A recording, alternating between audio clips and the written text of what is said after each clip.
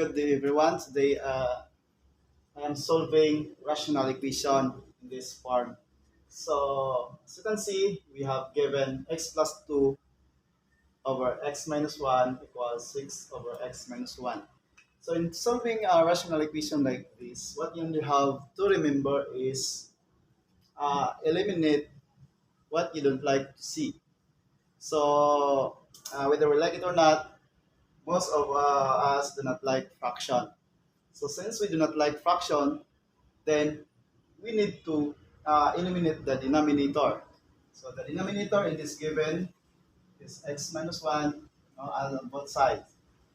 So the question is, how do we eliminate this denominator?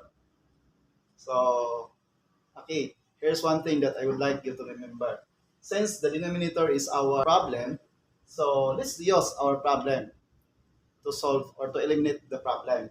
In Tagalog, kung ano ang ating problema, siya rin ang ating gagamitin para ating ma-solve ang ating problem. So here, as we can see, the denominator is x minus 1. So let's use this to eliminate this denominator. So what shall we do here? So I multiplied both sides by the denominator x minus 1. So as I multiplied this x minus 1 to this expression, then with the rule, we can do cancel. So no need for us to multiply x minus 1 to x plus 2, then divide it by x minus 1. We can apply the cancellation method because this implies that as you multiply x minus 1 times x plus 2 over x minus 1, right after multiplying x minus 1 to x plus 2, we then proceed to division. So why not cancel? Just to make it easy. So cancel x minus 1, then what remains is x plus 2. Then what we did at this part must be also done at this part. So x minus 1 again multiplied to 6 over x minus 1. So the same process. As we multiply this expression to this expression, then x minus 1 will be cancelled. That's why the remaining one is 6. So as you can see, we have an equation x plus 2 equals 6.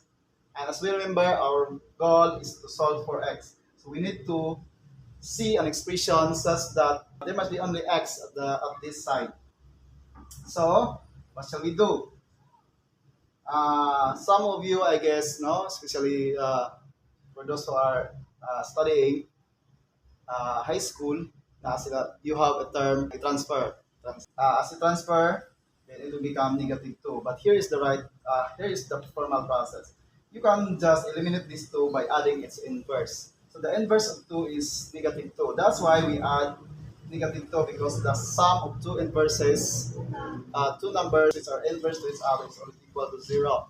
So that's why we add it by negative 2, and the remaining one is x, and 6 minus 2 equals 4.